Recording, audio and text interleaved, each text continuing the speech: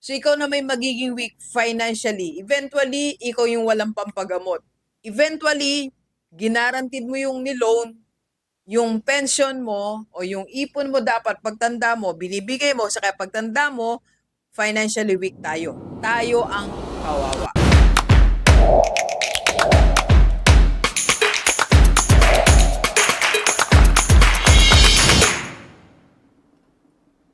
Alright, Gilivers, pag-usapan naman natin, avoid these money mistakes at age 50. Alam nyo, pagdating sa 50, iwasan na natin ang big mistakes, lalong-lalo na sa pera. Kaya kailangan tayo po ay maingat sa pagdidesisyon sa ating mga pera. Yes, gusto natin dumami pera natin, lumago pera natin, pero pag-aralan muna natin mabuti ang mga bagay-bagay. Unang-una po, taking high risk to catch up. Yes, napansin ba natin, dahil umabot tayo ng 50, wala tayong investment, kulang pera natin, kaya we are taking big risk para maka-catch up dun sa sana na ipon natin, sana na invest natin. Which is wrong.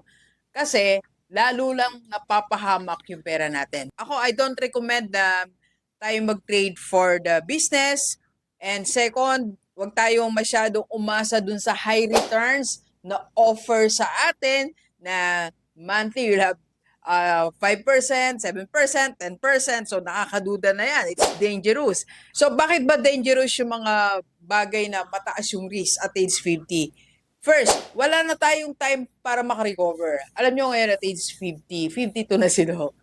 Ang daming money mistakes na nagawa natin, lalo tong for the last 10 years or for the last 7 years. So, sabi ko ngayon, sobrang ingat na natin. Sobrang ingat na natin sa partnership. Kasi sabi ko, wala na akong time to recover. I'm already 52. So, kaya ingat na si Rockstar. And tayo din, maging maingat tayo. Kasi mahirap na makarecover pag natalo pa na wala pa yung mga perang pinaghirapan natin. And number 2, avoid natin ang mga emotional decisions. Yung mga base lang sa sobrang tuwa, dahil sobrang lungkot natin, dapat hindi yan ang basihan ng mga decisions natin when taking high risk.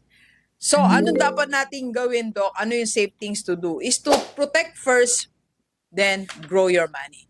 Protektahan muna natin. Isipin mo muna, pag meron kang investment na in-offer sa'yo, protected by money ko dito. Pag meron kang gustong gawin sa pera mo, like savings mo, 100,000 or 200,000, then meron kang venture na gagawin, ang tanong mo lagi is, protected ba talaga yung pera ko dito? Alright? Number 2 po, avoid this big mistake, helping family at the expense of self. Ito yung mga mistakes natin na pati yung naipon natin, pati yung pera natin in the future, pati yung mga properties natin, binibenta natin, just to help family members. So ito, mistakes na to Number 1, mistake na yan at age 50, you are still supporting adult children. Yung mga 20 na, 30 na, June na yan para magtrabaho. Imagine mo, 55 ka, yung anak mong 25, pinapakain mo pa rin.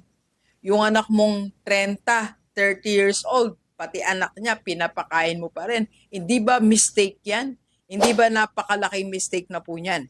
And second, guaranteeing loans, yung nag-loan yung kapitbahay mo, nag-loan yung office mate mo, ikaw yung guarantor, so whatever happens to them, ikaw magbabayad. Napakadami na po na nangyaring ganyan. You know, I also experienced that. So, sobrang mabigat sa dibdib. Pero, you know, mali natin Kaya nga, iwasan na natin.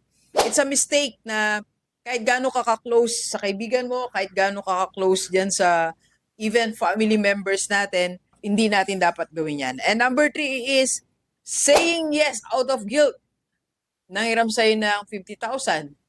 Meron kang 50,000. Nagigilty ka, hindi mo pinahiram. 50,000 na yan. Ang tagal mong inipon for your emergency fund.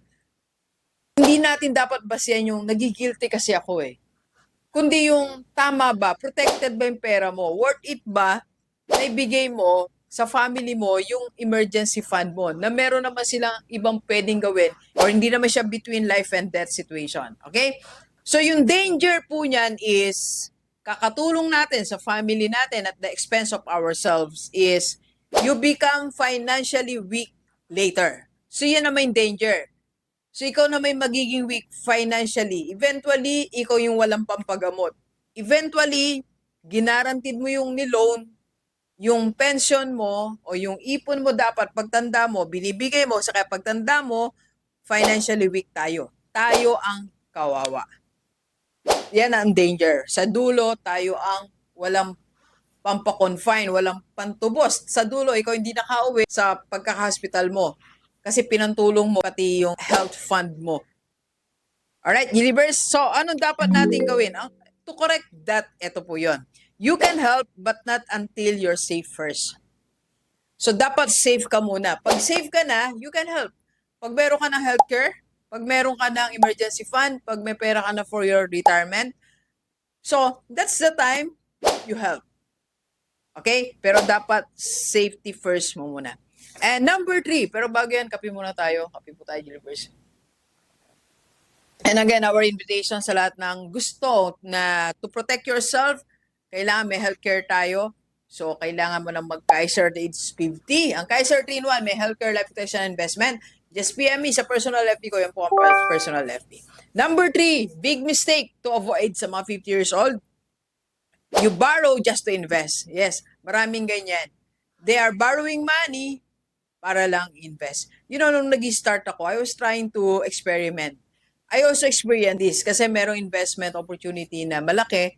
So, when you borrow, maliit siya. So, kasi pag in-invest mo malaki, which is wrong. Kasi ang investment natin, it should be coming from our excess money. Not from loan, not but from borrowed money.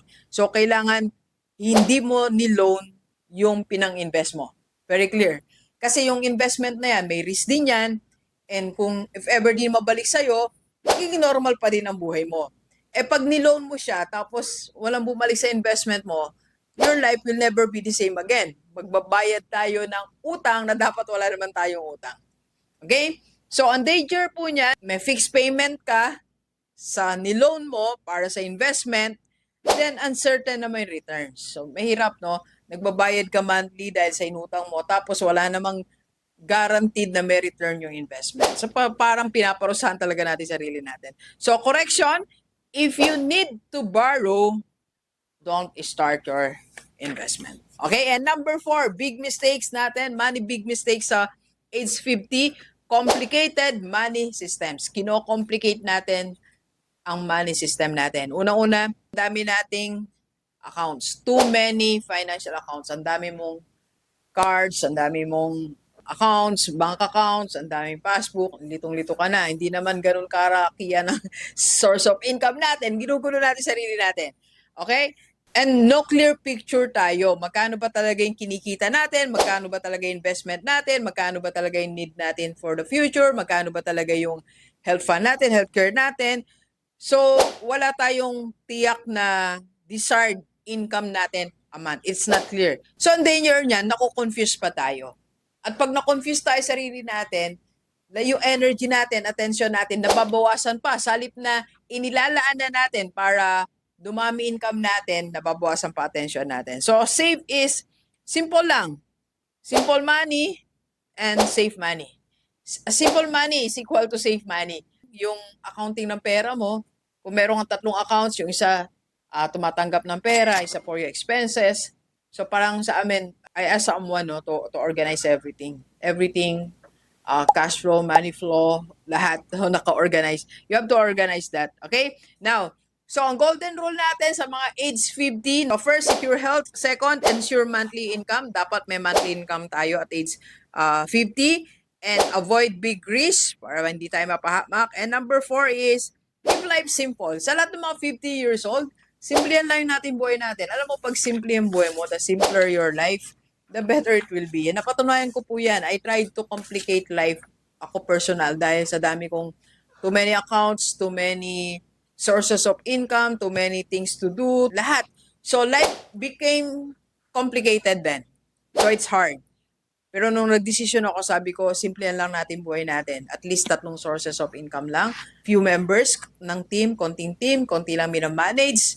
then maximizing the opportunity na meron in straight line like our seminar sa lahat ng mga school owners and sales team sa lahat ng mga businesses. By the way, if you need speaker per sales conap, message ka lang sa personal life nido. So, sinimplihan ko lang, sabi ko, just as simple as this. Meron tayong few people around us that helping us at tinutulungan din natin. So, that's it. So, gawin mo lang din simple ang buhay mo.